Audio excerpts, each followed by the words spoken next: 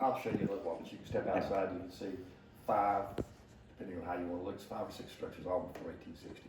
Oh my gosh. So Mount Pleasant is where we are right now. Right. And Mount Pleasant the town was established in 1848? No. The post office was renamed Mount Pleasant in 1848. Town was incorporated in 1859. Same year the school opened. So that was when the school. So the town's actually the post office. First post office was called Walker's Store, and that was 1832. Got it. And then I did change names, and then the postmaster in Yes, Mount 1840. Comfort. The postmaster in 1848, he renamed it Mount Pleasant, the post office, and it became the town. Old deeds say Mount Pleasant, but the town was incorporated in 1859, like the same year that this school was opened, so that's Mount Pleasant. And what was this area before the town was established? Was it just a rural community? The rural community was across the road. This was called the Charleston and Salisbury Road. This is Main Street, and it runs basically from Salisbury to Canton, South Carolina, but they called it the Charleston Road because that's what people did back then. And then when Concord became Cabarrus County was created, When was Cabarrus County created? 1791. 1794. And what was this area before Cabarrus County? Okay, got it. It's like white sauce. And then they built a road that crossed down here to Crossroads, what we call Main Street. That's where, and that was called Fayetteville Road at that time because Albemarle didn't exist. And that road ran from Concord to Fayetteville. Got it. And that was the crossroads. And then some stores got built in the 1830s. The post office opened in 1832. And it grew from there. And when was this building created? This building was finished in 1855. Okay. And what was its purpose to begin It with? was it was called the Western Carolina Male Academy, and it was a college for boys by the North Carolina Lutheran Synod. It was the Lutheran school, like Davidson was Presbyterian and Trinity was Baptist, and so they each had their own schools, and this was the Lutheran school. So was this area mainly settled by German? This is what Eastern Cabarrus County. Cabarrus County is a long story. I won't get into that. But this area was settled almost all by Germans. And what was their church? St. John's? St. John's. And how far is that away? It was the big church, and then the first church in Mount Pleasant was actually a Methodist church. But St. John's it's about 4 miles out of town, and that's what we call the big church, and that was St. John's. Yeah. And then the town just grew around all that, so it was just settled. And then in 1859, this became a college. This was a boys' school called the Western Carolina Male Academy. In 1859, they incorporated it as a college called North Carolina College. And they built that building, which you see out when you go out the door, there's 2 buildings. And another building like that, a twin. You can see a picture right here. This is actually a drawing. This is an actual photograph. Got it. Oh. But you had, this is not real, this is just advertising. But you can see this is the building we're in, this is the building over there, and this is the one that burned. This burned in 1909, it was struck by lightning and burned. So they had debating societies here. And you had each debating society had their own building. And so, the boys, in this building, the boys lived upstairs, and the classrooms were down here. This was the classroom. We've got pictures if you want to take pictures of the classroom. If you want to take a picture of the picture. Yeah. Okay, come on in here. Don't forget about the ladies. I won't, I'm gonna get to that. Well, this whole settlement started here in the 1740s. Yeah, we probably, St. John's Church claims 1745, sometimes 1745, 1750s. We had people in this area, Germans in this area. But that was this classroom after they got electricity, which would have been about 1915, 1916. And what are all these from postcards from the These are school? your collection, Richard, yours. That's mine. Yours, okay. This is morning stationery. You see the black bands around it, the black. So you would, it's a very Victorian thing. Like today, police officers or firemen wear their black ribbon across their badge. this is stationary saying that somebody was in mourning. That's what you would use. Or you would notify somebody in your family, because there's no text messages. So you would notify somebody in your family. And it sometimes goes on today. Yeah, they still use mourning I mean, the stationery. one on the top right over there is Jackie Kennedy, when John Kennedy was assassinated.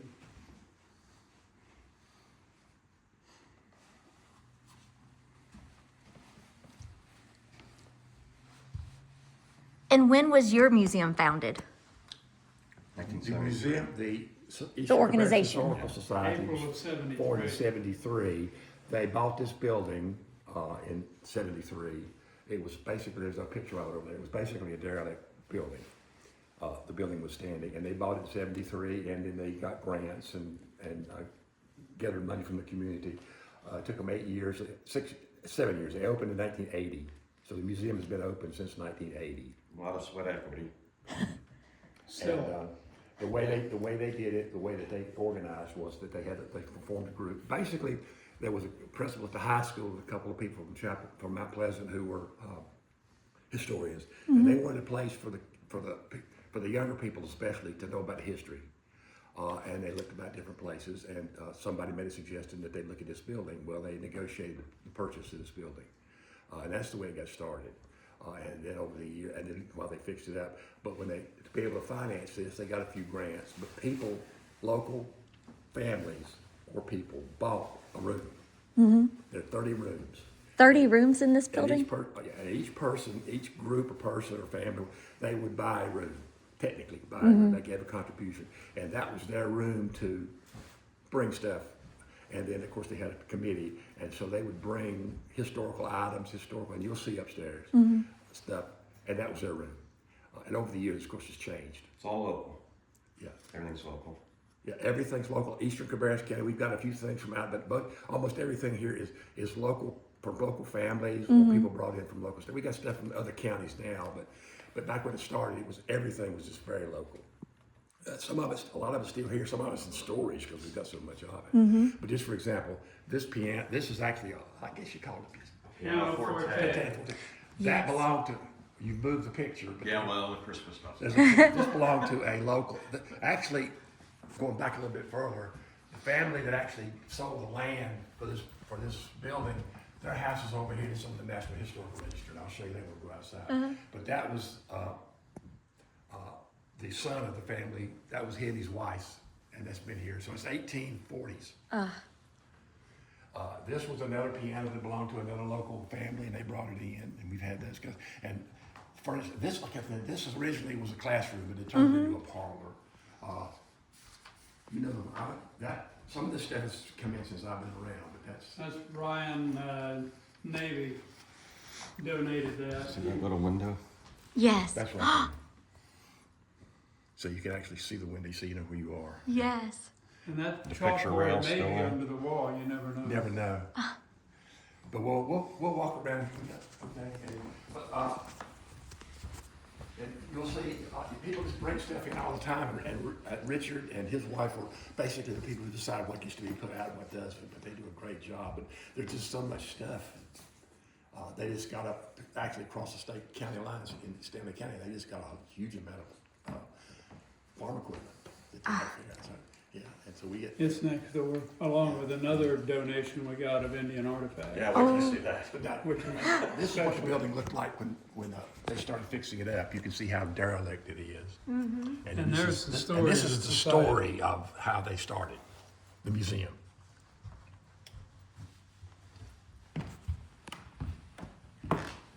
And now, was this installed or was this here when it was This is purchased? this is all installed. Basically, we got a few pieces of furniture, but when they came in to redo over the 7 years they fixed it up, they basically redid some of this. Most of this floor has been redone.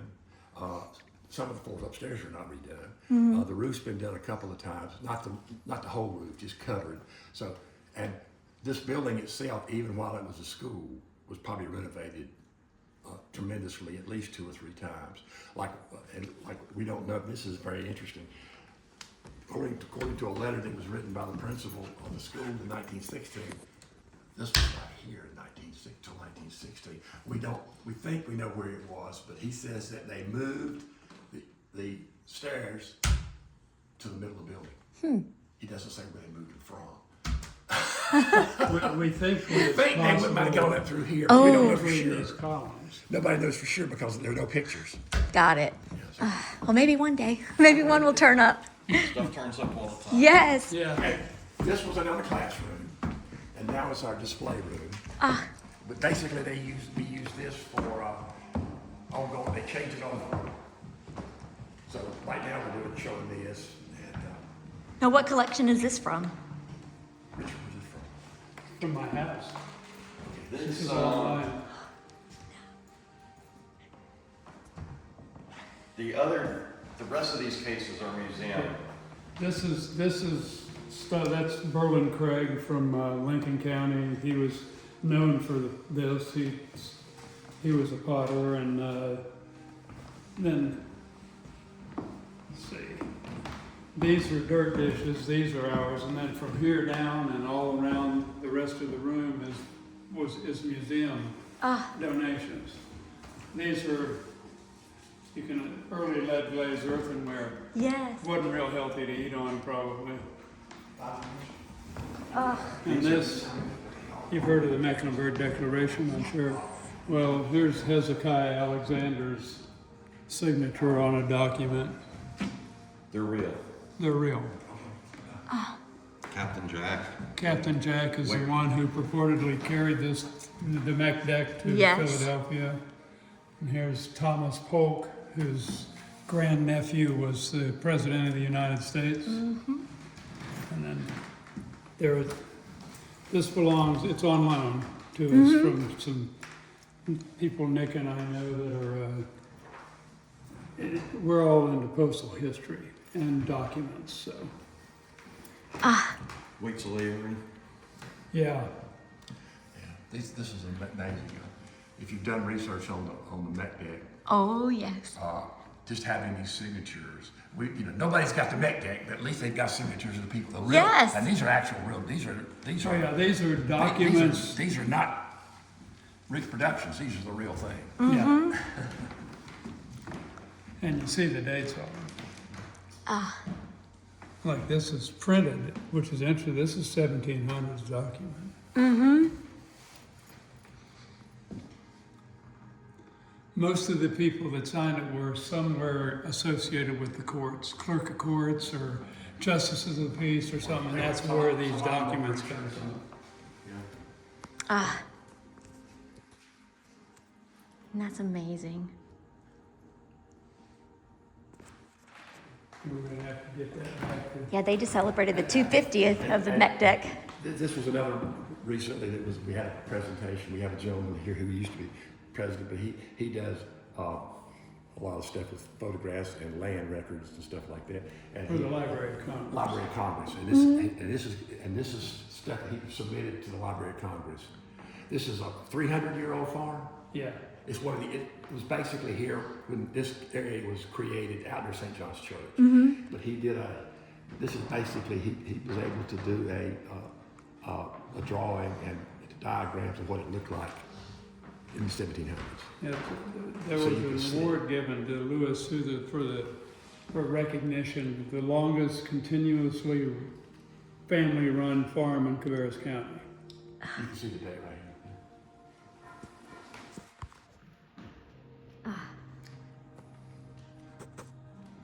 And so that was another display they had. We do programs, so he did a program on that. And of course, people who are we still have Richies and Rensley King. There's Yeah. some more pictures and things on the Yeah, back. there's more pictures and stuff on And these are display cases we've had donated, and we're gonna get ready to display some of them.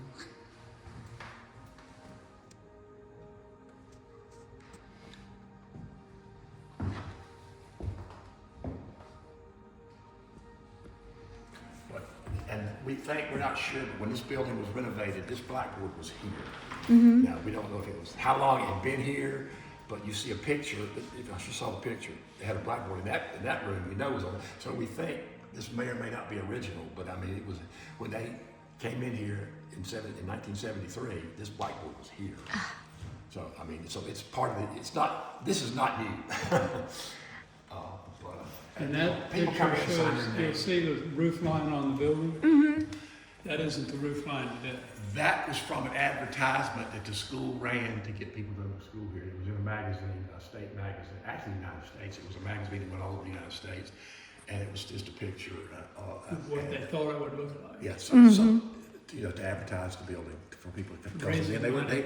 We had, when the school first started, they had students from mostly local, north, you know, in there. But eventually it got students from, we had, by the time the school closed, you had people from Cuba, from Mexico, from Puerto Rico, stuff like that. So, yeah. I wish I'd have brought it. I have 3 of the 5 known envelopes that were created in the 1850s when they were building to raise money. And it's all over picture of the school as they predicted it would look like. And And I didn't even think about that. this is a corner cabinet. We're told this is probably the most valuable piece we've got in here. It's a corner cabinet that came from a house which is still standing about a block away from here. And this belonged to this lady and her husband. Her husband was a doctor. She was a teacher. And you'll see her room upstairs. She was an artist and a music teacher at the girls' school. And I did not get to that part, but at the same, in 1859, when this school became a college, they also built a girls', it was called a seminary, it was not a college. They built a girls' school called Montemina, which is Latin for Mount Pleasant. And it's across the square. And so you had a girls' school and a boys' school, so this was a college town. And probably 300-400 people lived here. That was the ones who just lived in the area. It was a very small town, and they did things together for years and years and years and years. This school and that school both closed during the Civil War, and then reopened after the Civil War. Both of them did and continued. And the college closed in 1901. And then reopened, it actually opened for a couple of years as a small school. They reopened in 1903 as a Mount Pleasant Collegiate Institute, which was a prep school. You could come here and get a high school degree, you could get college courses, and you could transfer, but you didn't, you could go into colleges. So that's what it was from 1903 to 1933. And the school closed in 1933 completely. And the building was used for different things. In the 1940s, it was sold to a gentleman who wanted to have an orphanage in the building. So he bought the building in 1943, 44, something like that. But he couldn't get the permits. So he actually moved in and lived here. Wow. He lived, I'll take you to the room. He lived across over here. This was storage. His son lived upstairs, and his mother-in-law, his mother. All the family lived here. He also rented a couple of rooms, and you can see that. We're not really sure how that happened. But so he owned the building, and that's actually who the society bought the building from in the 1970s. But after a while, he moved away, and it became just abandoned. And again, when I was a kid, I lived across the street. This was an abandoned building, and it was like a magnet. We hung out in it. But and again, bought this stuff back. But go ahead. No, we did have a visitor here who lived here as a child We've on had the a couple of second visitors floor. here, yeah.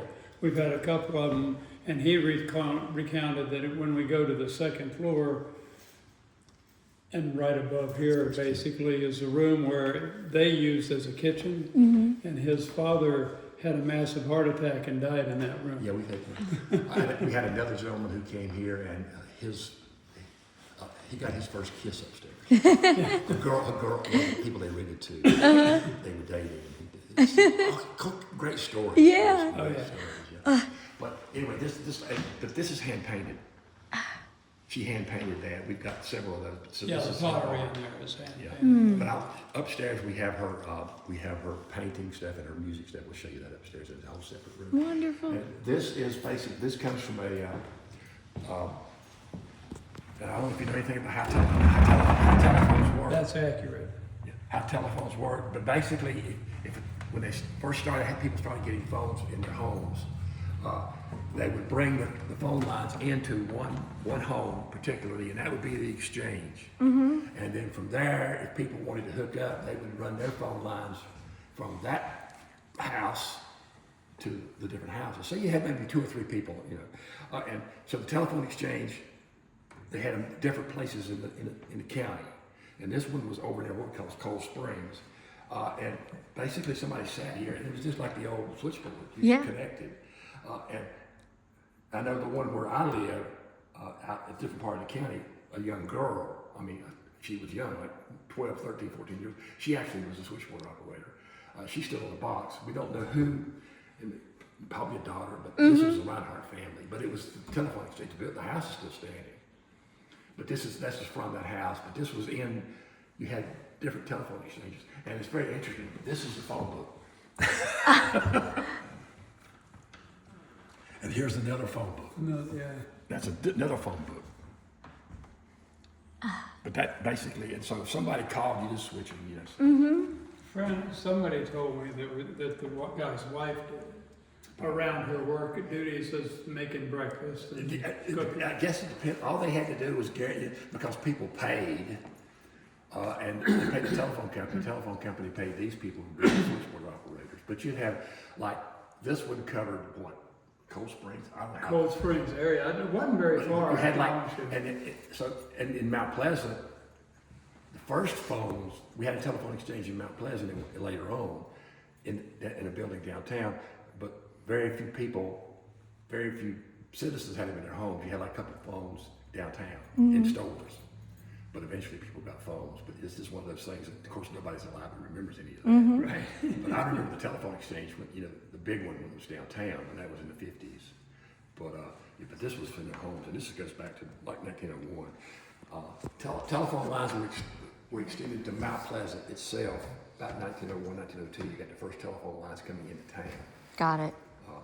But now this building did not have, we'll talk about it, no plumbing, no kitchen. The boys ate at family houses at dinner. No electricity until 1960. So, So where fireplaces? Where were we there? don't know. They never had fire. They never had fireplaces. They had So how did they? stoves. Okay. And we've got 8 chimneys. You can see the pictures. You see the chimney, but nobody knows how they connected. We've got a couple of pictures of later. Actually, we have a connection. I'll show you. We've got a connection, but we don't know how they heated everything. But there were no fireplaces. I'm sure there were fireplaces. We've got a picture of, in the building room I'll show you, we've got a picture of an actual stove hooked up before they had electricity in one room. Upstairs, there have been debates about whether it was open bay, and they eventually closed them into small rooms. But we know that there were 8 chimneys, and there were stoves, because we've got the bill for the stoves when they built the building. We know they bought stoves. Doesn't say how many stoves they bought. Yeah. Just so they bought stoves, and we don't. But and then when they finally put heating and not air conditioning, when they finally put heating in here, they put radiator heating in 1916, 1917. Right, kind of. That's where the big change came over to Right. creating a modern hall. And so they put pipes in the building and all that kind of stuff. But nobody knows. We know they heated because the boys, part of their fees when they came to school here was to buy firewood. But it was for the stoves. But there's no way each room could have had a stove. No. I'm sure that it had to be Either Open at bay, both open ends, bay. but you see, you got all these chimneys. Yeah. And they were functional, but nobody seems to know how. And there are no pictures. There's only like 1 or 2 pictures of the internal part of this building over the years, because people just didn't make pictures. No. I gotta believe it's open day upstairs. I think it was too. I think they closed those, but they did it pretty fast because you got people. And actually, this was the front. And this sidewalk wasn't built until the 1920s, but this was the front. And you came, and so that was Main Street. And we've got pictures. Most of these trees are new, but this was used for when it became a military school, and I'll talk about that in a bit. They did their drills and all kinds of stuff out here. And are those millstones out there? Yeah, they were brought in from what mill did they come from? What's that? The millstones? They came out from a mill out That's, near Watts Cross. I think the Ritchie Mill, I Was think. it Ritchie? Maybe, or, I can't remember. People bring stuff. And, Yeah. And that is, but you don't a have to grist picture this, mill. but I was telling you about the advertisement. Yes. Yeah, see there? That was a grist mill stone. The one Right. over here out front was a chili And grinder. this is the principal's office. We tell kids when they come in. This is all the college presidents, when it was a college, except for one, he was actually interim, were ministers. Most of them came from out of state because you didn't have Lutheran ministers trained in North Carolina yet. He was the first president of the college. He is the first principal of the school before it became a college. They're all, some up Pennsylvania, some of them Virginia, a couple from South Carolina. Again, this is another picture. You see, this is not a picture, this is a drawing. And he stayed until it became a college. And then this gentleman, pictures up here, he was the president here from 1889 to 1896. He died living here. His family lived. His family is the only family that stayed here. These other people, when they left being president, they left. This gentleman was the first president of the college in 1859, and he and his wife built a house. He did not. It's a long story, but he and his wife did not live in the president's house, which I'll tell you about in a little while. But anyway, they built the house across, and he left during the Civil War because there were no school closed. He left. This was again another hand-painted set by this minister's daughter, and their family is still around. This is some of his sermons and his Bible and stuff. But this was stuff from their family that was still here in town when they, when we did it. When they wired for electricity in 1916, this was a switchboard. And we think, probably, given the pictures, that this wall was added. This was the library. When the building was first built, we know this was a library. We think this building, it created an office here at some point. But when the building was first in 1850s, this would have been a library. The gentleman who became the principal of the MPCI, his father literally built this building. He was a brick mason. When they built this building, they had no brick masons from Cabarrus County. So they had to go out, the contractor who was from Concord had to go out and recruit his brick masons. He came from Gaston County. It's right here, that's him right there. He came here, I've got another picture of him. He came here when he was very young, and he literally built this building. He married, he basically came here, helped build a building, went home, and while he was here, he lived with a cousin who was from Gaston County. During the Civil War, he came back and joined the Army here, and I'll tell you about that in a little bit, and married a girl from here. And of course, they stayed here. And that was his son. This man, that is his son. We call him the Colonel because this was a military school, but he never served in the military. And he was principal from 1903 to 1933, forever. That's his picture. This is his desk. That's his diploma when he graduated from here. He graduated from the college. There's some stories about his son. I can get into detail about it, but he had 2 boys and several daughters. This son was killed right down here in a car accident. He was run over by a truck right down here in the road, and this son was killed in World War II. They were his sons, but he lived until 1937. The school closed in 33, and he had died of a heart attack in 37. But again, his desk, his typewriter. This was a car that they gave him as honoring him when after he retired, or while he was still here. This was, again, the library. Now it's basically our Civil War room. In 1862, 1861, when the Civil War started, they formed a company, some students here, and a local man formed a company of soldiers to serve. And they became Company H, you can see it over here on the wall, Company H of the North Carolina Infantry. And they formed in this room. They actually signed in, what they call mustered in this room. Most of it, some of this is local, most of this is stuff that's been donated. This is a local gentleman who was he was a major in the Home Guard. I don't know if you know what the Home Guard was. Yes. Okay. And this is his equipment. His third great grandson gave it to us. And that's his picture.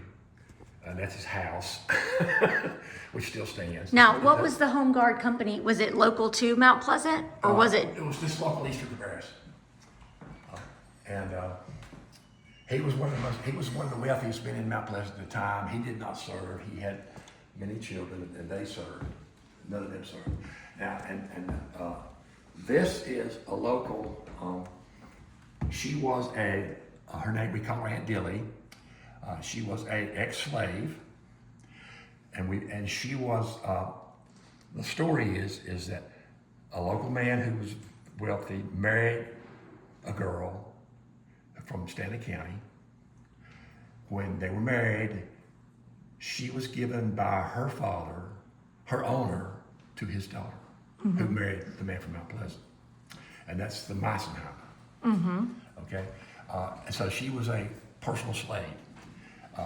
When the war ended, she married an ex-slave who belonged to him. They were neighbors. The families were neighbors.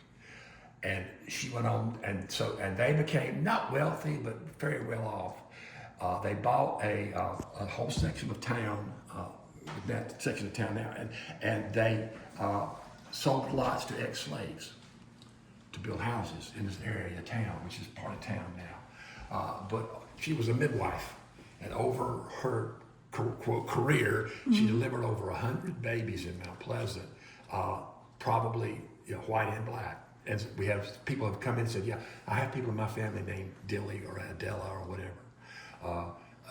But I did a family history of her family. It's amazing.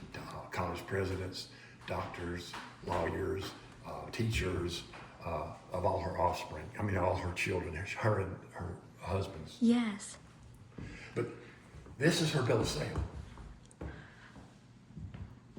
And down here is more bills. This is the actual documents when she was actually quote sold to, because she had to do a bill of sale even though it was a gift. But we've got all that.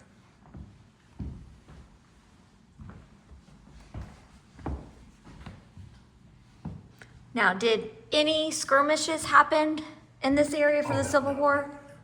We've got one. I have come across one small blurb about some soldiers coming through here about 1865, but it's not very clear. But we think they might have come through here. There was right out of town here, there was I guess you call it a mill or a tannery where they made uniforms. I don't know if you know about when Salisbury was burned in the Civil War. Well, they apparently sent a cavalry unit to destroy that mill. And it's about 4 or 5 miles from here. Got so it. They might have come through town, and we've got some stories, lots of stories. Supposedly they were Confederate. This is another story too. The gentleman who I showed you the piano, he was the commander of Company H. His father owned the house, and one day somebody shows up to the house. This is during the war. This is a story that's told. Some person shows up, and he was a Union spy or a Union soldier, probably looking for him. They took him in and had dinner, and he died. They either killed him or he died, and supposedly buried him in the wall. But that's one of the stories we tell about Mount Pleasant.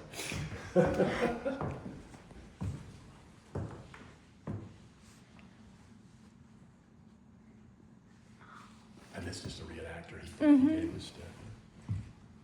This was his collection? Yeah. And you can't really see them real well, but the gentleman who is, let's see, which one is he? He's in this picture. You can't really see it. You see the bottom man right there? The bottom picture? That's the same man that's on the wall out here. Oh, okay. With the beard. They all served together in Company H. Now this is local. This is that gentleman who's out there on the wall. This is his picture.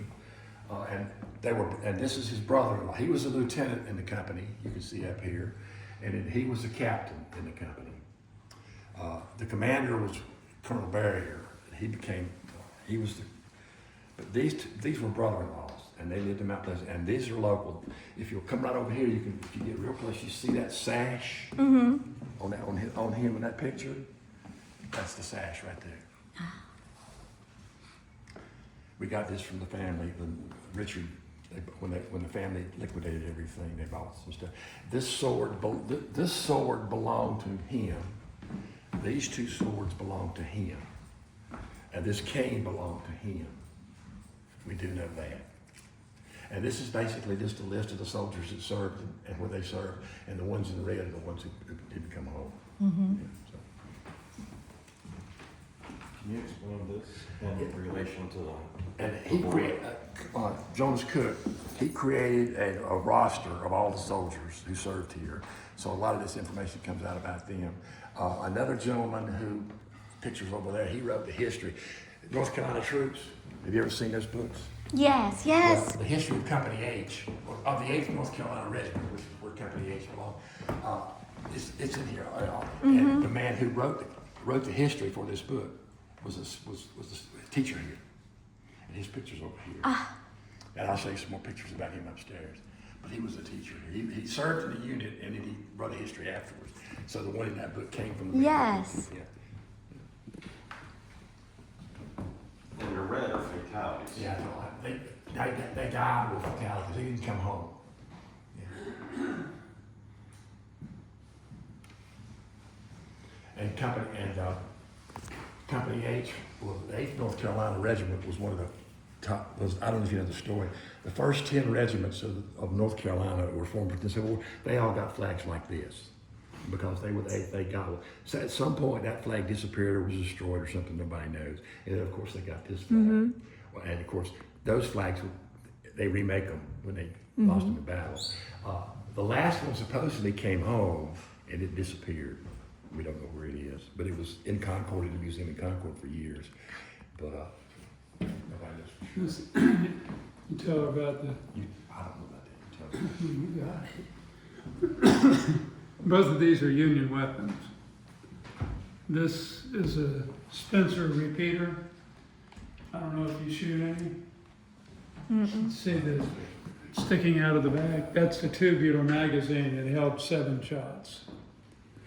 And then you would cock it. See the trigger guard is pulled forward just for display. They had to recock the weapon each time, but they could just flip that and bring it back and put it.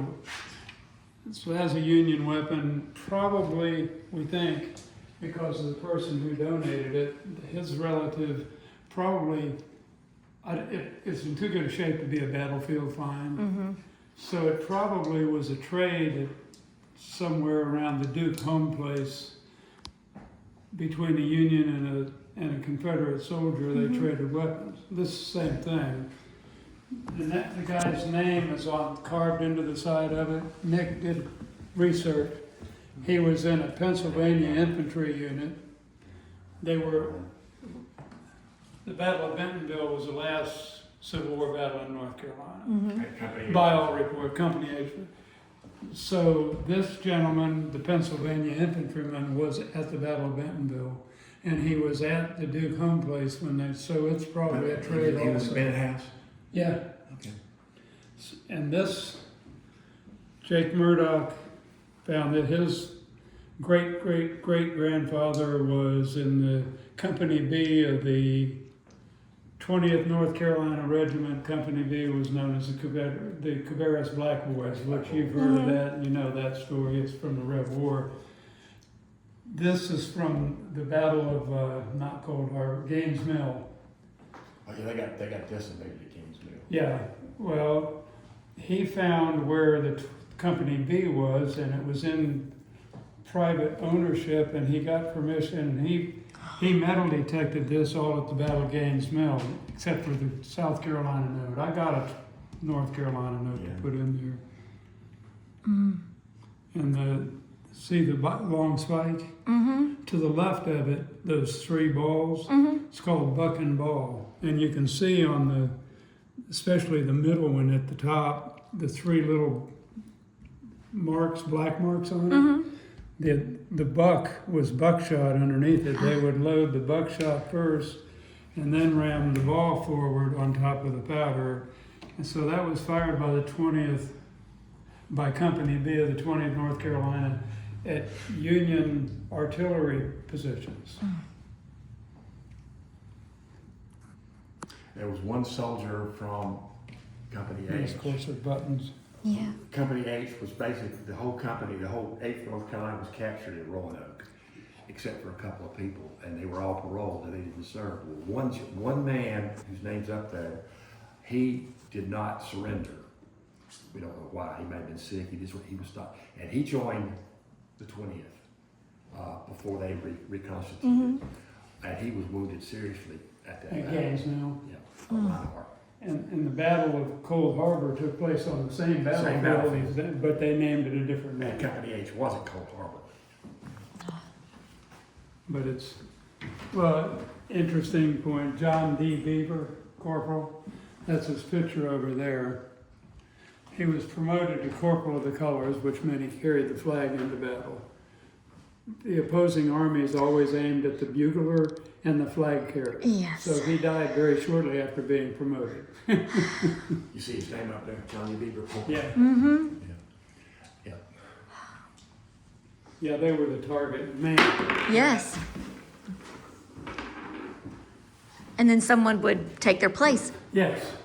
Usually on the battlefield, someone would just automatically go to it. So, Let's see, talk a little bit about the flag. Let's see which one he was. you're looking for the flag, I'm looking for, he's in the middle, the guy in the middle here. At the Battle of Fort Harrison, Virginia, on Company 8, well, 8th North Carolina was almost totally wiped out. He was captured, and he survived. He was captured, but just before they captured him, he cut the flag up and put it around his body in strips, so they couldn't capture the flag. Barnhart, he was a flag carrier, but he was captured. So that flag again was never recovered. Of course, they redid another flag later on. But those are stories, you know, and that's a family story from him. So you had flag Can you tell her bearers. who built the building? H.C. McAllister, He built it. who was commander of Company H of the 8th North Carolina troops when they surrendered at Duke, to do the homestead. And this is Jonas Cook's sword, of course. That's Jonas's, and this is his, and this is his. Okay. Yeah, this is a capture. And I showed you Union. the sash. You know, that belonged to Jonas. That's the, And of course, that's Jonas. and his house still stands. Jonas Cook's house is still stands. It's one of those houses, you can see here if you step out and show. Well, I'm gonna go into this room in here. Before we go, you've got to show her the picture. The painted pictures in the parlor were painted by The lady who the did. lady, who well, they did- were painted by students in Montana Seminary. She was there. This is Whitey. Whitey belonged to this gentleman. He was a 5th generation. This is AC. This is not Holly. This is Right. AC. You'll see the generations. They were all leather harness makers, and they had a harness shop called Lentz Harness Shop out on It's a couple miles a from. couple miles here going towards Ashboro. But the harness shop's still there. It's an antique store now. But Whitey was his display horse. You can see a picture right here. If you went into the harness shop to order, he used Whitey to put his work to show people. And when I was a kid, my dad took me in, and Whitey was there. But so they would donate Whitey to us. And this is some of his leather work that came with the horse. But this is this gentleman, A.C. Lentz. But then his father, all the way back to 1790, and they were a Rowan, Cabarrus County family that moved into that area, far eastern Cabarrus County. And of course, Lentz is eventually one of the members of the family built a hotel here. And we'll tell you about that in a little bit. But the Lentzes are another long-term family from this area. And they sold harness all over the country Oh, yeah. and overseas. Overseas, yeah. He was quite a well-known harness maker. The family was, yeah. So this horse is how old? So this article here that says he's near 100 Was written, was written in 1950. That So about article a- was written in 1950. 175-ish. It tells, okay, That could round up to about 200 Yeah, years. Yeah, okay, now it tells in here, supposedly he bought this someplace else. Salisbury. Brought it here. Salisbury, it was Salisbury. in a shop in Salisbury, he always wanted it. But Whitey's been here for quite a while. It's back in our- This was, and when this building was first built, this wall wasn't here, we know that. Basically, it was out there. So when they came in here, remodeled, put a bathroom and stuff like that, they moved this in. So this room is larger, smaller, but it was the chapel. Got it. And this is a picture. This is one of the few pictures we got before electricity. And you can see in this building, again, where you're standing, there's a window, that's those two windows. You'll see, this is the one picture we've got of a stove. See that stove coming in right here? Yes. So we know it came in 48 here, from Sam's. off of one of those chimneys. This is an organ. Right here was an organ. And these are seats. We've got one set of those seats right over here by this Christmas tree. That's the one that survived. I think there's another one someplace in there, another set of these. But this may be the only set, but actually these actual chairs, one of the sets, it survived. But this was the chapel. It was later used as a classroom, but it was a chapel. Some of this stuff's donated. This all came from, you know where Reed Gold Mine is, of course. Well, this came from Georgeville, which is Reed Gold Mine area. And this was out of the store except for this. This came from my place. But this stuff was all donated. They brought it in here and set it all up from a store in Georgeville, from a Georgeville store. Have you ever been to Reed Gold Mine where you turn at Georgeville, go down? That's where that's at. And then this was the cash register from a store, from a Full Hardware. And it was donated. And the gentleman who donated this, his father owned the store. His grandfather actually owned the store, but his father owned the store. And Woody's still alive. And Woody said he used to work this cash register. He said he would stand on where he would stand on a box and work the cash register, so he knew how it worked. We don't, because it's complicated. Yes. Well, it needs some restoration. Oh yeah, it needs some restoration. But that stood in that store. And The Highland store over there, Ben. yeah, if you go downtown Mount Pleasant, when you go downtown, you come to the square. There's a building across the street, which is, I'll show you right quick. This building here is 73 Main Restaurant now. It was built, that building was built about 1915, and it was a mercantile store. It later became a hosiery mill, and then it was abandoned for a while, and then they came in and did that store was across the street from this store. This building, which is a tall building, it still stands. This was torn down. This was a store. The actual location, we've got a map that shows something was there as early as 1850s. But this building was probably built early 1900s, and it was also a mercantile store. And it was across the street from that one. And this was your refrigerator. Well, this was, that a no, tube? so you know what it is. Most people don't. Icebox or what's it? It's something. It's an icebox. Yeah. And there was another store downtown owned by a Lentz called Chuley's Goodie Garden, and it was like a store where students were, and he sold stuff like. Well, this was his icebox. This was commercial. We've got a smaller one upstairs, which is a personal one, but you know how they work. Yes. Yeah. And this lamp here, it's called the store lamp. It came out of the Highland store. Came out of that store. Yeah. I can't find a retractor, but when I do, I will put the retractor on so we can let it up and down. But It's still when I was a capable of kid, burning. this store was still open when I was a kid, and my dad would take me in there, and basically it was a triangle, and you went in and you had a walkway probably about that big, both sides to the ceiling, full of everything, and you just like being a serious road except small. And then this gentleman, we called him Chuley Lentz. This was his desk.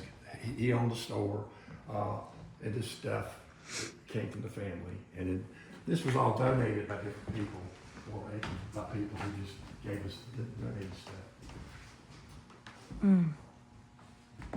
That's just the first floor. Yeah, that's just, Yeah, there's 28 more rooms. yeah. And this, of course, went all the way to the hallway Mm-hmm. before the bathroom. So Again, you can see when 73, when this was opened as a store, they took, again, this was another, we've got a record that shows that when this building was built, there was a building as early as 1830s. But we know 1850 because that's the earliest map we've got. But this building, they tore down the old building and built this building about 1913, 1912, 1913. And it was a store and storage upstairs. Eventually that closed and they opened a mill here, a hosiery mill. And they actually closed off all of this. And when the gentleman, Dr. Dobson, bought the building, well, how many years now? 4 years, about 4 years now, 4 or 5 years ago. I think it's He more bought the than that, building. to tell you the And truth. he bought the windows back. So the music, it's a restaurant now, big. Because they had bricked all the windows. But when I was a kid, this was a hosiery mill. But you can see here, here's a D, not a D, but a thing from that store and stuff like that, yeah. But yeah, there's some people in town that are trying to put a lot of stuff back. You go upstairs? Yes. Okay. You coming, Richard? Okay. Yeah, might as well. I got there's the steps are well worn. Yeah, the steps are a different story. We know the steps are well worn. But one of the stories that we were told, the boys would come down and they would put their slide in their book.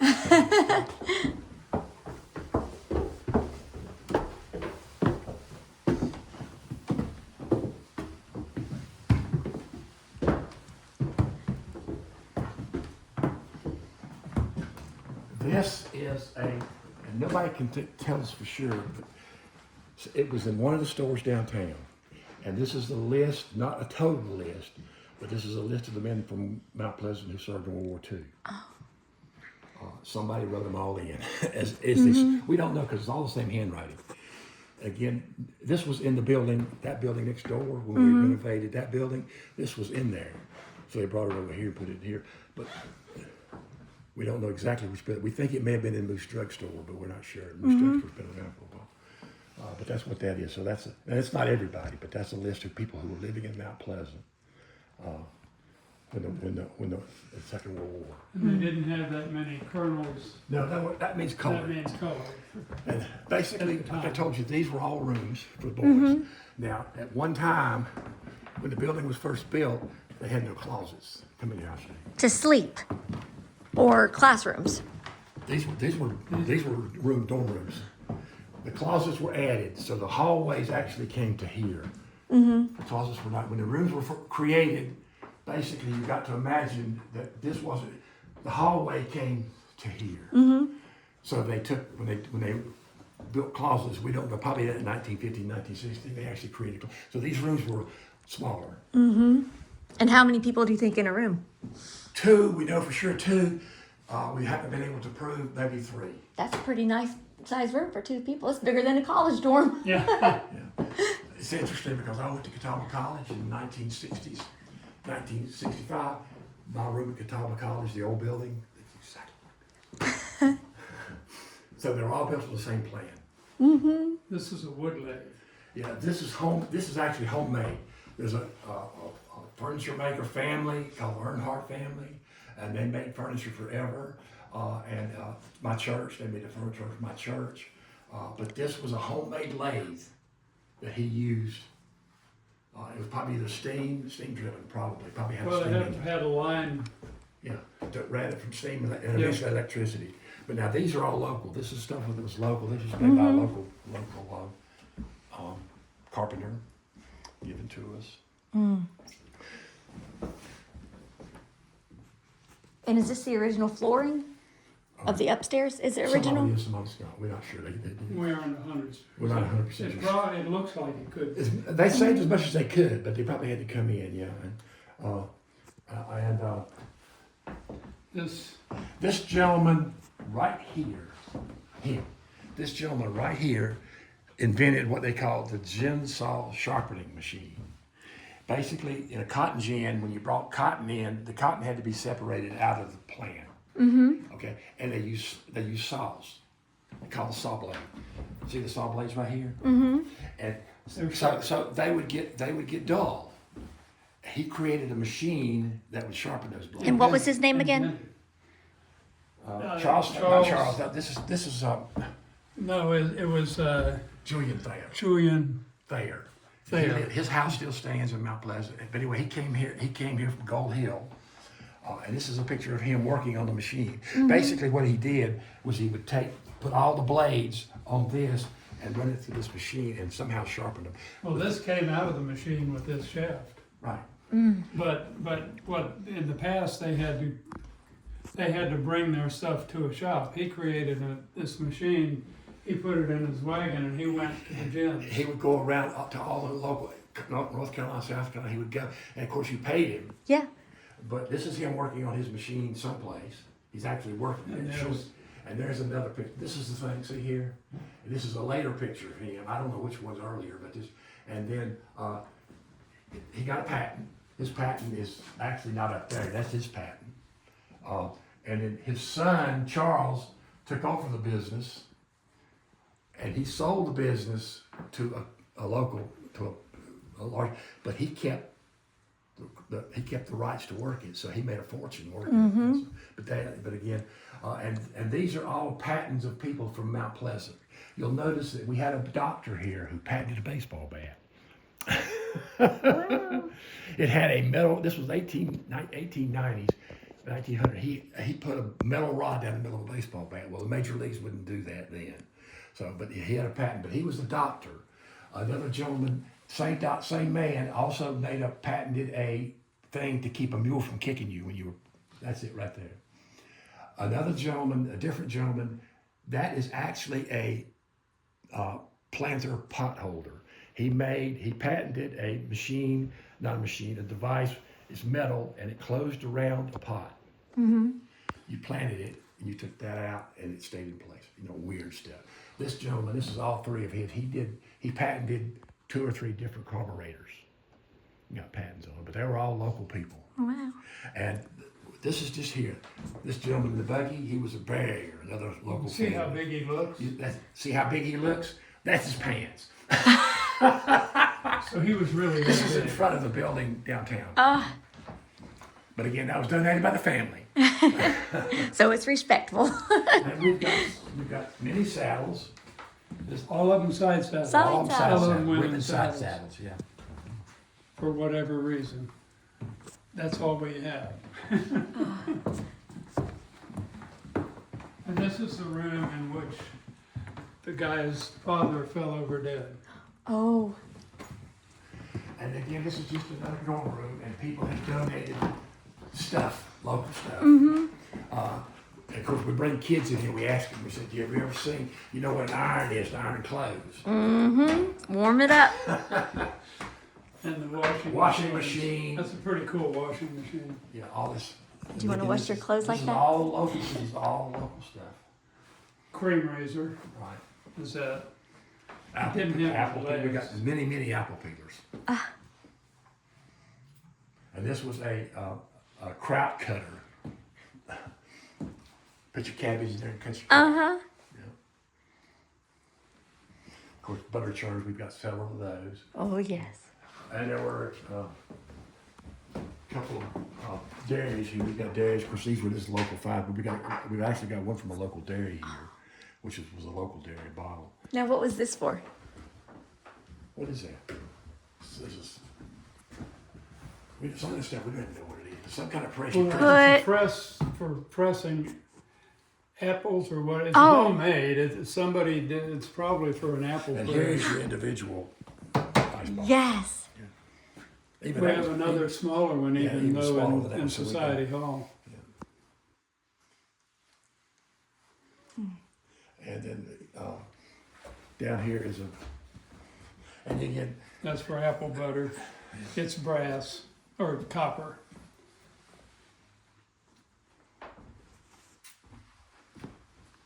And you know about butter molds.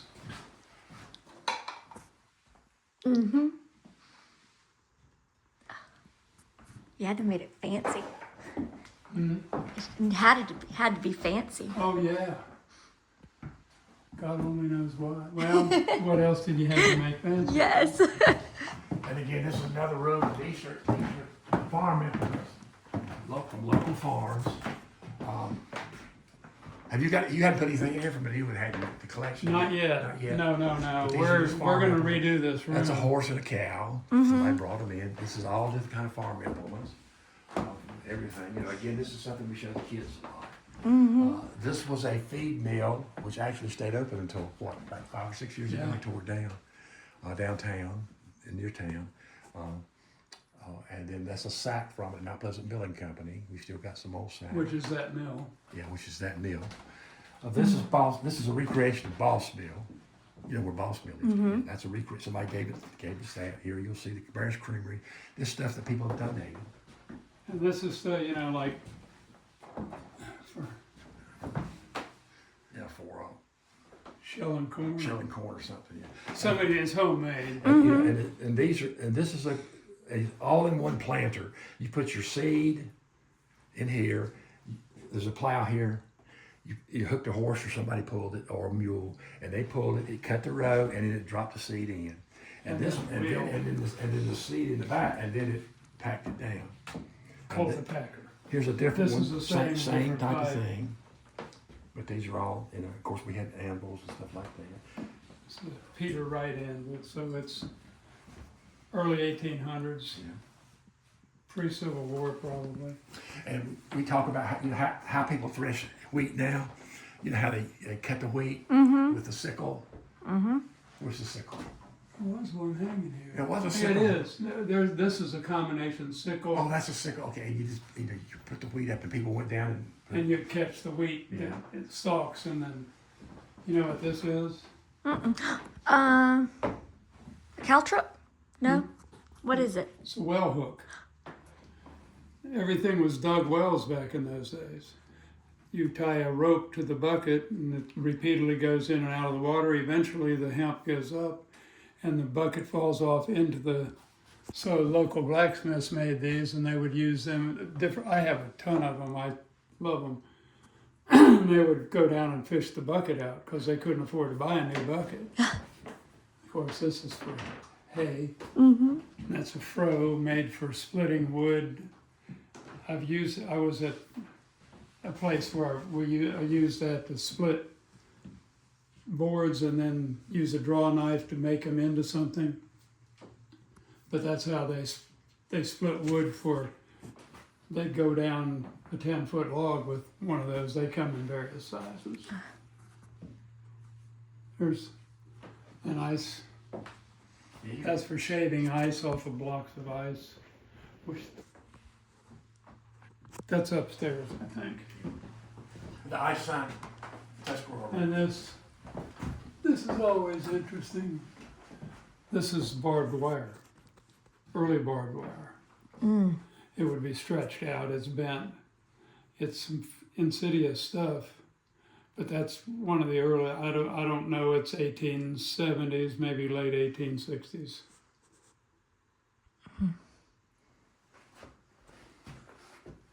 Yeah, that's an early barbed wire. Oh yeah, a draw knife and veterinary tools. We get a little bit of everything. Yes. At Mount Pleasant, in the 1880s, a doctor and another man named Moose moved. They were actually lived out in the county. They moved into Mount Pleasant, and they opened a drugstore apothecary called Moose Drug. Dr. Moose moved to Texas, but his brother A.W., who was the pharmacist, he stayed. The original locations were all over town, but eventually they moved into this building right here, which you'll see on the picture over here, Moose Drug. And Moose Drug still stands. It looks exactly like that. Still almost. operating. Still operating, still owned by the same family. The Moose family still owns it. It's one of the oldest family owned. 1882 was the original date. The building which was located in eventually burned, but they rebuilt it, and they rebuilt this building. It's downtown. You can go down, you can walk into Moose Drug right now. But this is all donated from the Moose family. These are different over the different years when they would, you'd go in and sit down and have soda. So you got this one, and now this one's very interesting. See how that opens up? Oh, And we moved that from another room, and I promise you it's interesting because it's all cast iron except for the table. And when I was a kid, they had benches, and you would go in and sit at a long bench instead of the table. And of course, he was a pharmacist, so this is his pharmacy stuff. But it was also a soda shop. Mm-hmm. And A.W.'s son, Hoy, who took over the business. That's Hoy right there. That's Hoy. Hoy went to school here. He was a cadet in the when it was MPCI. That's his uniform, his diploma. But he took over, and then his son, Whit and Hoy Jr. They took over, and now Whit Jr. Whit, his son, just recently passed away, and I think Hoy Jr. died too. No. Hoy Hoy Jr., Jr. yeah, I think he did. Anyway, too. Whit Jr. And Hoy this- Jr. and Whit Jr.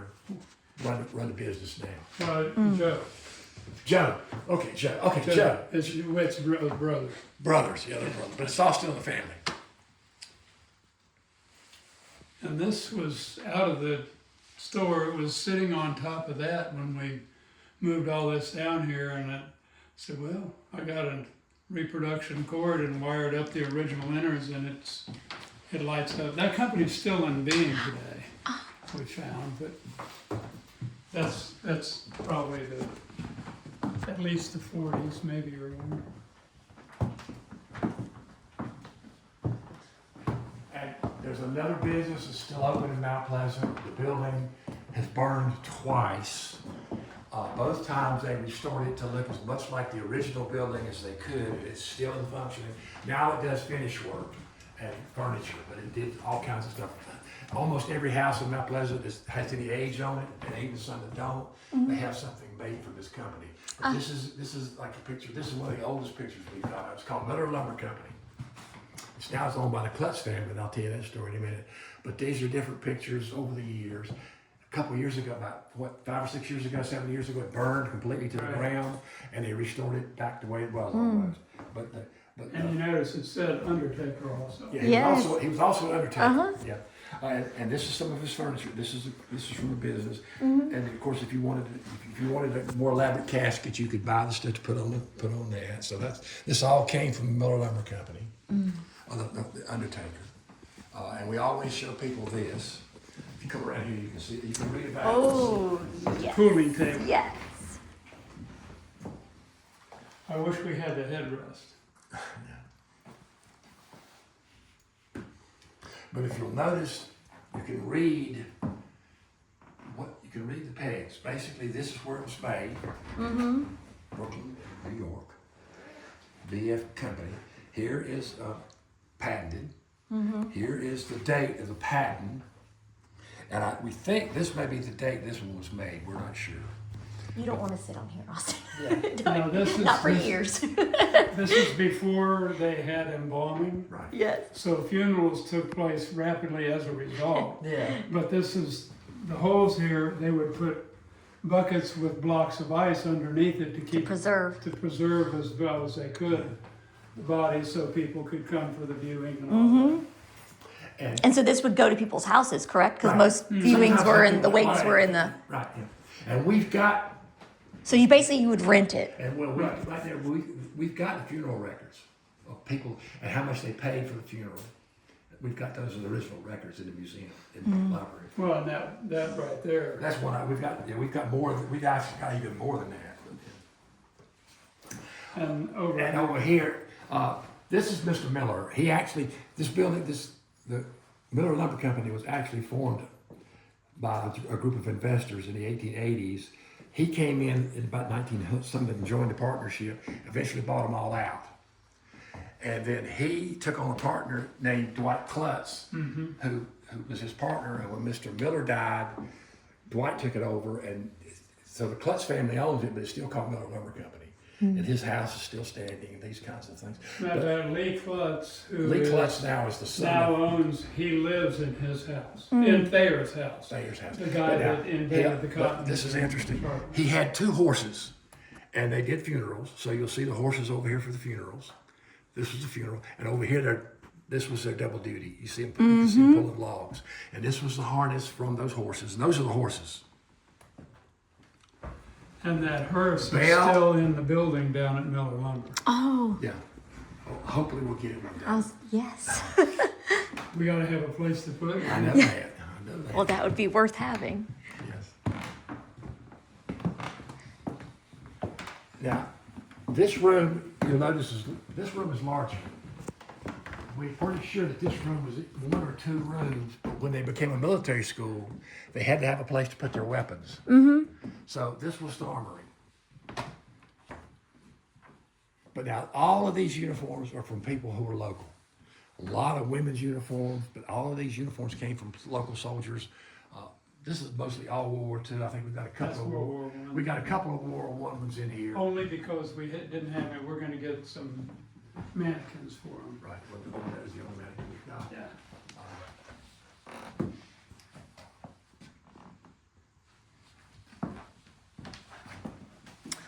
Cavalry. Is this World War II? War I World cavalry. War One? Yeah. David, a local man, after he retired, came down with cancer. But he rode this, used this saddle on his horse, or his mule, I'm sorry, and he was at state fairs, North Carolina and South Carolina state fairs. He rode we have pictures. He of actually him. gave enough stuff to fill this room, but we don't have room for all of it. Right. But was it's on display. interesting. Do you happen to like know his name? His last David name? Goff, Goff.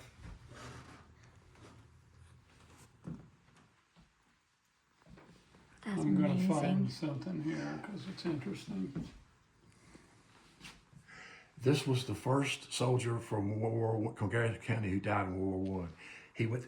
His uncle was the McAllister who founded the school, but he went to school here, graduated from military institute, became an electrician.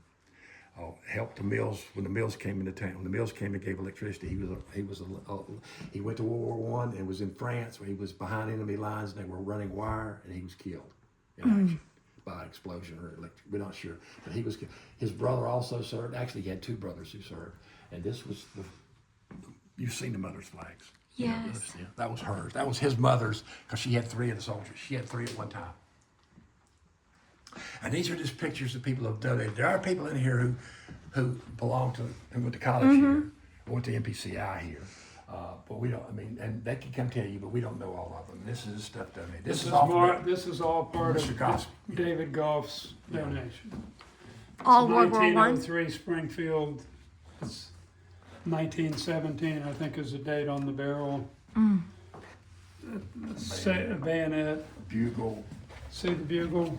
That's Yes. a World War I cavalry bugle. It was like that. They would have it on their chest so that they wouldn't see who the bugler was. But we didn't know how that worked. But this is how it works. This is the first time he ever touched this.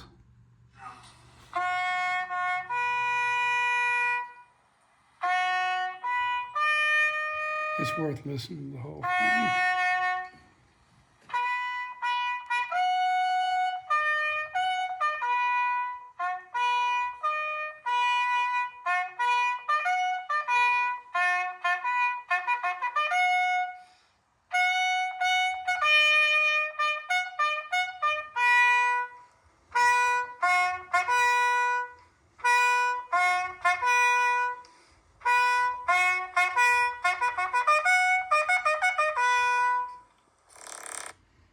Because that's all breath control. There Yes. are no buttons to push. And he played. Corey Gaston he started his career as a bugler in the U.S. Marine Corps. And he's a local to plays- Cabarrus? Huh? Local to Cabarrus County? Yeah, he's from Harrisburg originally. And he plays, we have Memorial Day and Veterans Day, and he plays taps. And they also have they give the blankets. Of course, Valley. So Yes. he'll come play he plays a bugle. But he's in his daytime job. He is now a doctor of music. He teaches at Roy and Tech, or Catawba guitar, College. he teaches guitar. That's where he got his PhD. He's the band director at Cabarrus Academy. But he is. And the little trivia go ahead and do No, the go, trivia. go. On the saber, they had swords the cavalry carried, and they called them wrist breakers. because when they swung down at full gallop toward the other guy, they often had a broken wrist. In 1914, a young lieutenant in the cavalry designed this saber. It was designed for thrusting. As you rode by, you dislodged the weapon and went to the next person, and you didn't get a broken wrist. Don't know if it was ever used because cavalry was coming to an end at that time. But the young lieutenant's name is well known, and he George S. Patton. He was the commander of the armored. He's one. He invented that. He invented that. He also invented the scabbard on the side of the saddle right here. They called it the Patton scabbard. That was to put a 1903 Springfield in. He was an interesting guy. And this is somebody local family that we gave. People look at him and think he's alive, and he's like, this is World I War just I. realized he was there. Well, and we're going to reinvent him and make him even more. He was, I'm gonna that's have a World War I platform stuff. built Now, for him. a lot of this is local. This gentleman here, he was in World War I. He was actually a company clerk. He sent this home to his brother from World War I. He found it in a ditch. We found the letter. But that's a war. If you come real close to the helmet, you might see it. Look, see the dent?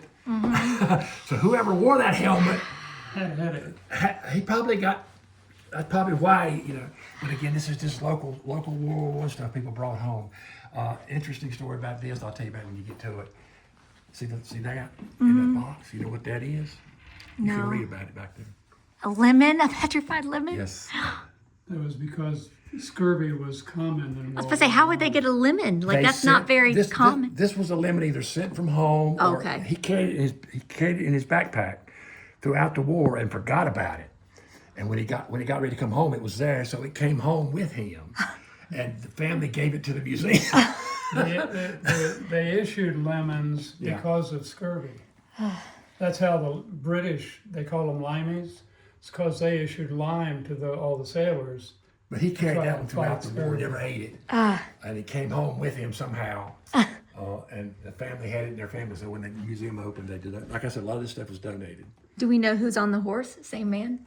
It's probably on the back. I can't remember. We just redid this case, but see that's from David Goff, and that works. It's very loud. That would swing it, and it would make a loud noise if there was a gas attack.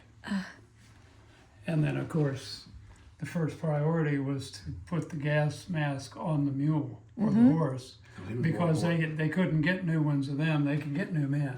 Yeah. Yes. And this man right here, this is his uniform right here. We got to get the lieutenant bars for it, but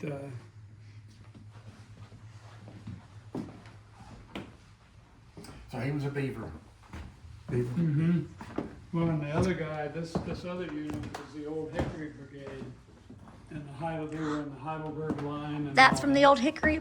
This is the Old Hickory patch, and this uniform. 30th North Carolina, 30th Infantry. And this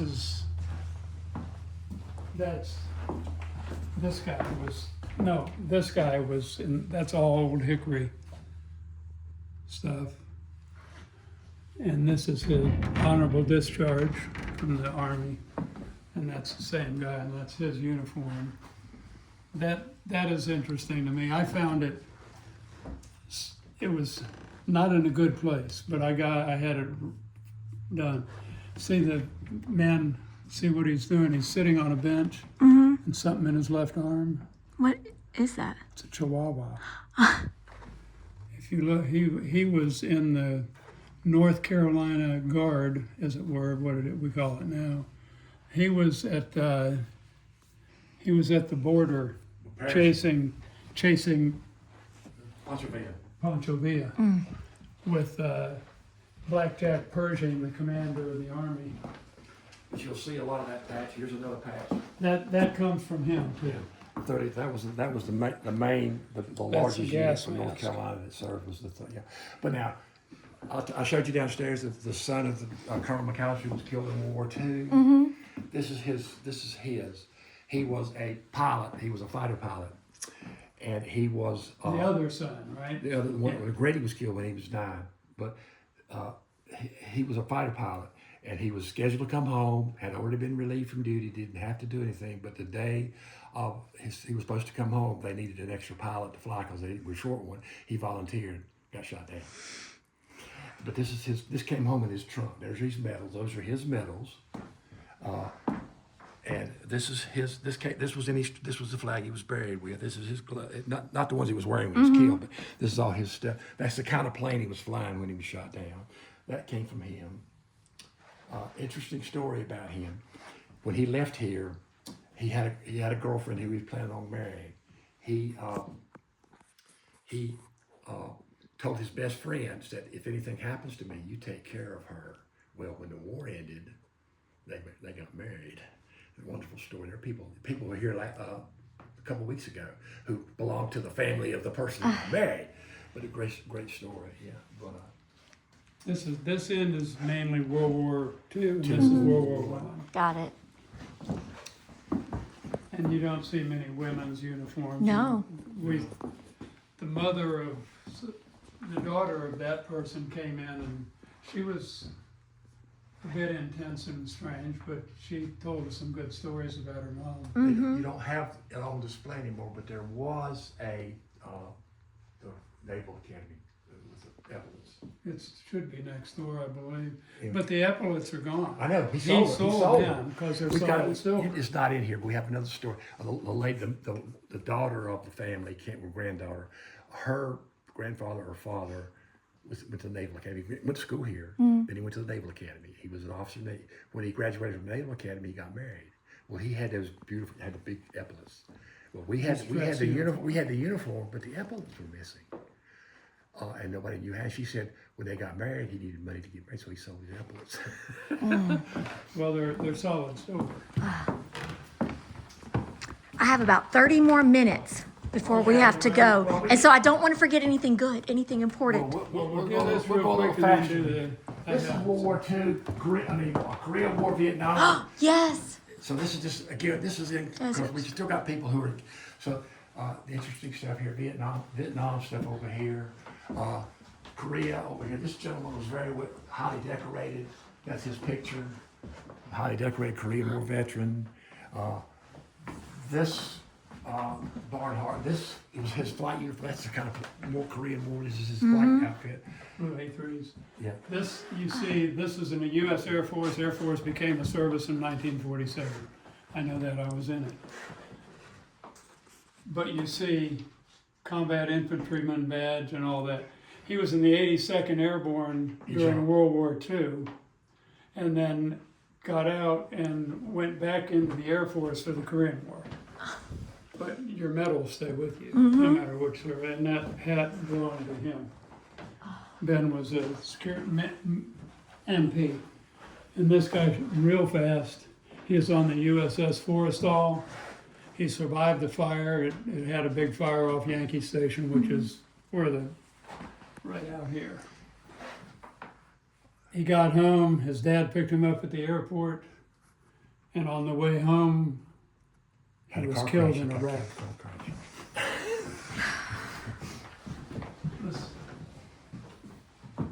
And I went to school with him. He was my age. Yeah. I got to do these. We're going to go around real fast. Yeah, because we got a couple things on the fourth floor. We had, at one time, we don't know why, but at one time, Mount Pleasant had 7 doctors. You can see their timelines. Wow. And so this doctor was the lady I showed you downstairs. He was a doctor. That's him right there. She was her. This doctor was. Now he was the only doctor when I was growing up. My mother was his nurse, and this is his. He was in the Navy. This was his. That was his. This doctor here, Dr. Full. This is his bags, his desk. We've got medical books. The oldest doctor we've got documents to is McKeechin, and we've got back in the 1850s and 60s. We've got his ledgers, the original ledgers. Baby scale, we talk to people, records and stuff like that. We always show the instruments, and we always, people who are just always, you know, that's a dental chair. Dentist. But we always show people, you know how this works. Okay. It hadn't got the Can you weight. imagine having your tooth drilled by somebody who's working a foot pump? And that foot pedal was made, that was how they would apply something to put you to sleep. And Yes. of course, we got all these instruments and stuff like that. You know.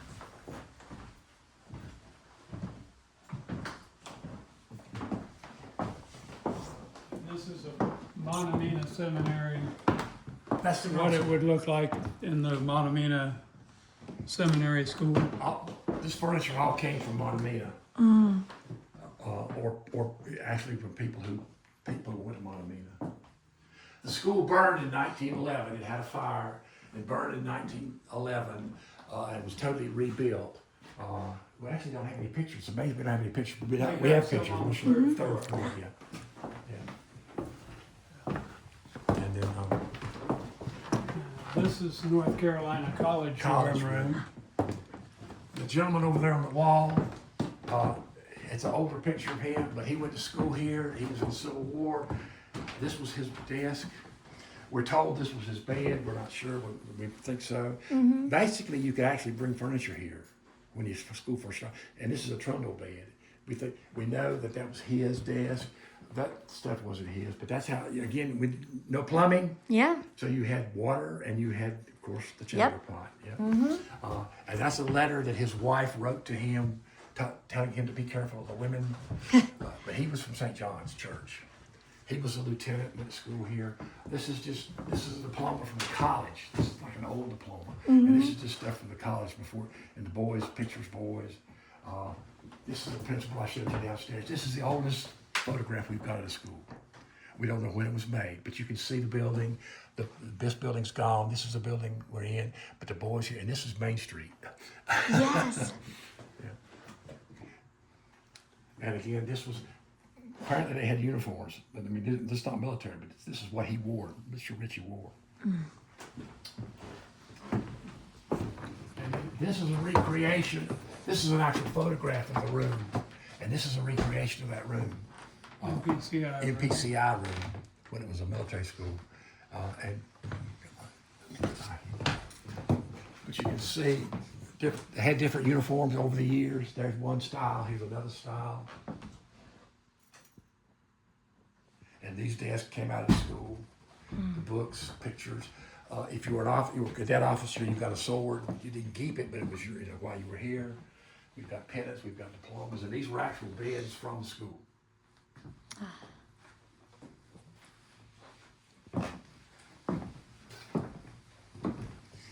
Those are the pictures that came out, all the yearbooks and stuff.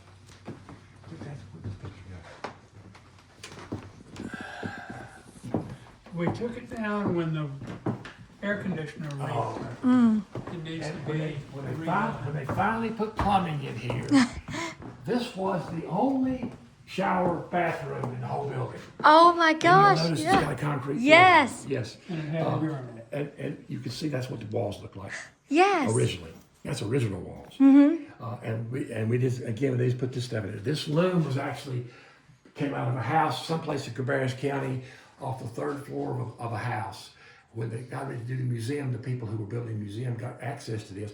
They actually took it apart, took it to the school and stored it until they finished this building. Then when the building was finished, they brought it in here and put it in here, and it's never moved because it's not gonna move. No. But it does work. It does. It did work. Somebody knew how to work it because we got pictures of people working it. But this was like a family. But I don't know if you know how they used to before textile mills. People hired out people to do their weaving, and this was what that was for. You have a few minutes for upstairs? Yeah. Yeah, this was a big building. So 3 floors? 3 floors.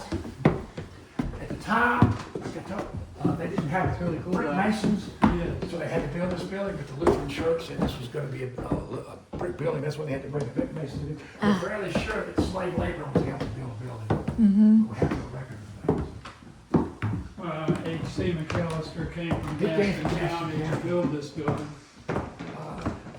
Anyway, this is, you wanna look at the 19 church room real quick? Yeah. Shows you a little So bit this about was the still dormitories on this level too? Yes, So just the bottom floor was classrooms? right.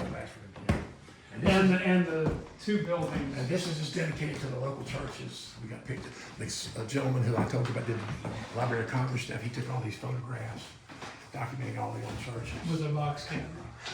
This is the original site of the original St. John's, before it was St. John's. It's out in the woods, but it's a monument. How far is it away from the cemetery, the church, or the church and cemetery? About 5 miles now, they moved twice.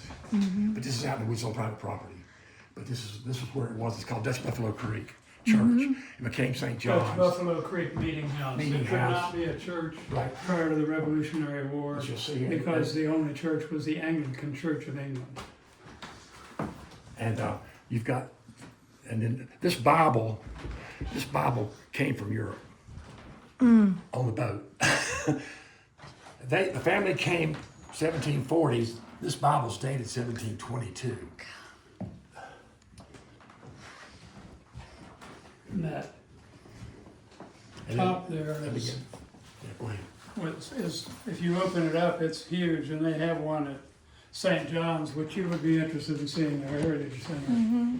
But they have one hanging on the wall. It would take up, we don't have the wall big enough where we And could the store first it. Lutheran minister in North Carolina, resident Lutheran minister in North Carolina, was Adolf Nussman. He's buried at St. John's. He came here from Europe. That's his chair.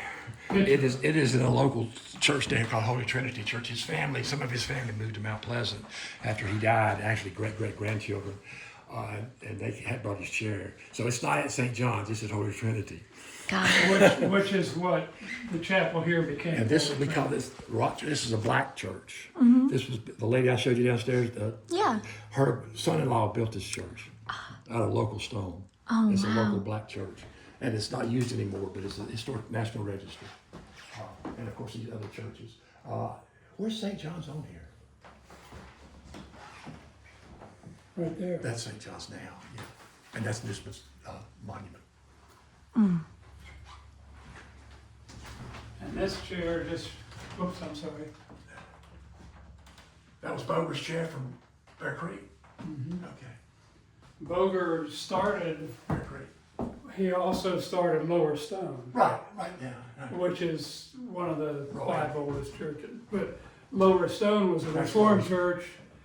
Lower Stone. St. That's in Rowan- John's. That's actually in Rowan County. You know where Lower Stone, okay. Lower Stone was Reformed. Well, And, back then, the churches were what they call union churches. They worshiped together. Lutheran and At any rate, this is Boger's chair. Yeah, he's the one who It founded. looks like it was made by the same person, but it's not as big.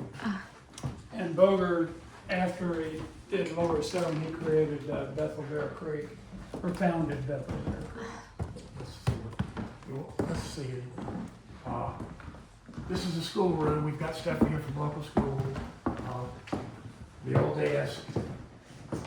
We have the She old was a drinking teacher. fountain. She was a teacher. That's actually had 2 one-room schoolhouses, which combined into a 3-room schoolhouse, which eventually became Mount Pleasant High School. But this is just local stuff. People local. And you can see some of the old books. These are actual school books.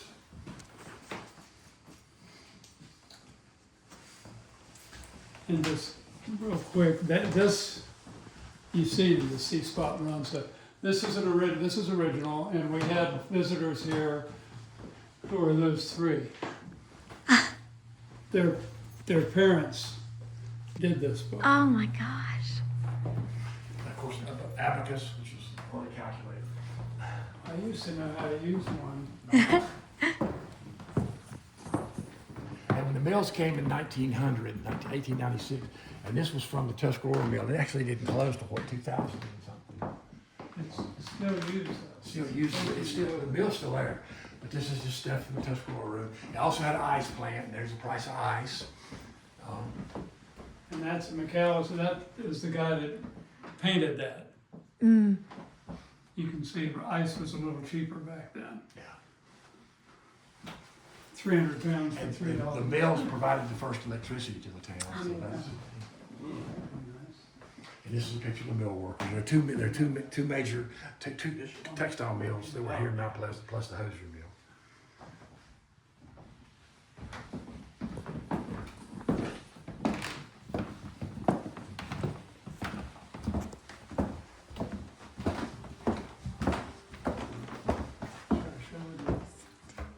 this gentleman was a photographer for the Concord Tribune. When he passed away, he made pictures all over the county and everything. When he passed away, his son gave us his equipment. The biggest thing are these cameras. They're all historic cameras. Some of those cameras are priceless. But this is his darkroom.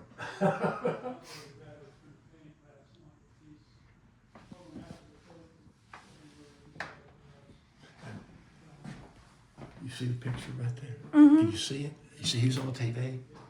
You know who that is on TV? Who? Hopalong Cassidy. Oh. That picture. His son is the boy in the middle. Oh. Ed came in one day and was sitting there watching TV, and Ed took a picture of him. And this is his family. Let's see, he made pictures. He was Yes. a reporter, yeah. But he used to come to Mount Pleasant and make pictures. But his son, when he passed, they gave it all to us. Wow. And again, this is just local stuff. That's a time clock. We'll decide. That came out of the middle of South Carolina. It's a time clock. It's kind of complicated. It'd take me a long time to figure out. And this is just local stuff. All this is local. Old sewing machines, people who did stuff, donated it to us. We will start. I think we can get the stuff off the wall pretty quickly. I want to show you one more room down here. Yeah. Real quick. Okay. I want to show her hall down here. Yeah, that's what I was thinking. Did you expect this much? No, it's amazing. That room it is for the Which room the boys go? This is the Ludwig room. The gentleman I told you who wrote the history, that's him. And this is he was a teacher here. His brother was a musician. This is a Yankee drum. This drum was captured at the Battle of Bentonville and brought home by this gentleman right here when he was in the war. This is his Civil War picture right here. He was a professor here, and this is his picture. He was a teacher here. His brother went to school here too, and he was a musician. And this is a local band that this drum was brought home from Civil War. And you can see the drum in the picture, but you can also see that. Yes. This is 1913, I believe. But interesting enough, you see the crack in this. You see the crack right here. Mm-hmm. It's not in that picture. So Somebody. they used this in the band here forever and ever, and they had a town band. And here's another picture of this is actually not the local band. This is from Albemarle, but the gentleman right here sitting down. That's this gentleman here. He was the director of the band, and so the band came up to honor him, and that's in front of his house. Is that Sid? That's Sid. That isn't him, man. No, that's Hugh Barrier. This is Hugh Barrier. Yeah, Sid's picture is. Let's see. I don't know, but this That's Hugh guy Barrier. is. Barrier was also. Now, this is Ludwig his- drums, any connection? Huh? Ludwig drums, any connection? No. They make the Ludwig factories in Monroe. Well, it might be the same No. family. They but make a this- drum factory. Okay, well, I mean, it could have been, but this gentleman, he's local. He was president of the museum here. His family's Ludwig, and that's the actual original. He actually built a house here in the 1860s, I mean, and his house still stands. It's a bank now, but that's his family. And that's his son. Mm-hmm. And the other one, Sid. This is Sid. This is the gentleman who is in the band picture down here, and he was a band director. There you see another picture of the band, same picture. Mm-hmm. Got This- one more, couple more. This is when you after you're finished. You can. This is all his stuff and his uniform, but he died very young from cancer, I think. But Sid up there wrote his eulogy because he thought that much of him.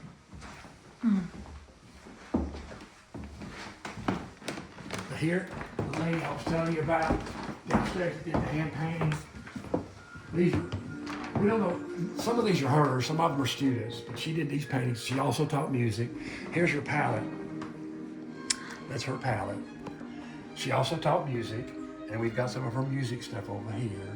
This was actually her husband's. Her husband was a doctor. This was his when it was christening. Yes. Yeah.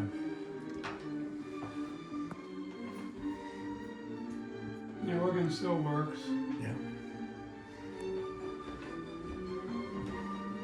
And then this room that you wanted to see, Monument. This is She saw my man. This is the Mount. This is basically the Mount Pleasant where we've got old pictures from Mount Pleasant. These are houses. A lot of these are still standing.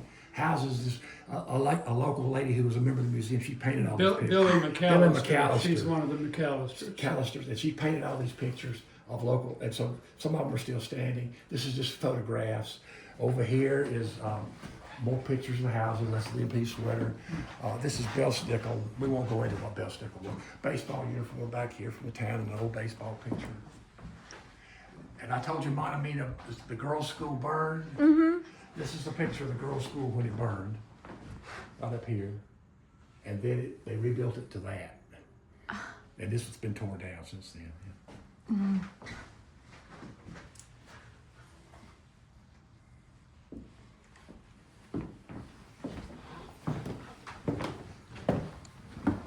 And then this is when they redid the building a few years ago, they had to redo the roof, and they went up on the roof, and that's the cupola.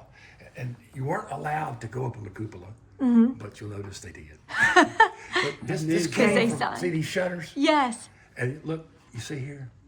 And if you go up in there, there's still parts of it that have all these people would go up there and carve their names and stuff. And this is while the school was still functioning, see? Yes. That's not 2006. It's That's 1906. Yeah. And that's right there.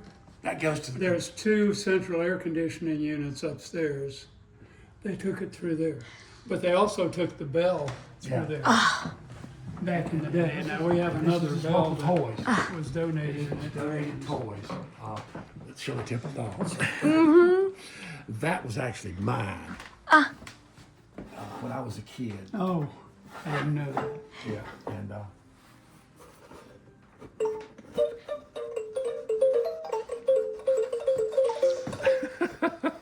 I used to walk around with that Do you thing. have any pictures of you with that? Yeah. And then that was my horse. This one. Oh, The sick horse. That was my horse. And of course, now we've got this golf course, miniature golf course, where we tell people this is miniature golf.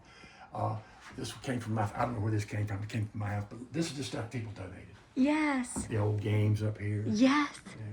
Let me borrow your horse for a minute. Okay. What are you gonna do with my horse? I'm gonna take the rope down. Oh, you gonna ring it Can't down? reach it. It's still useful. Yeah. This is, an ironing board, a play ironing board. Yeah, play outing board. Dolls, like I said, we have no idea how much those sort of temple dolls are worth. So. And of course, doll clothes, doll houses. But the kids just love this place. This is what kids used to play with. Yes. The books here, the old books. I guess I need to get a ladder. Yeah, I don't think you Here, can. you put that I'll back put my on. horse back. I don't think I have any pictures of me riding that horse either. I love the window panes on everyone Well, that's it, basically. to get the lighted.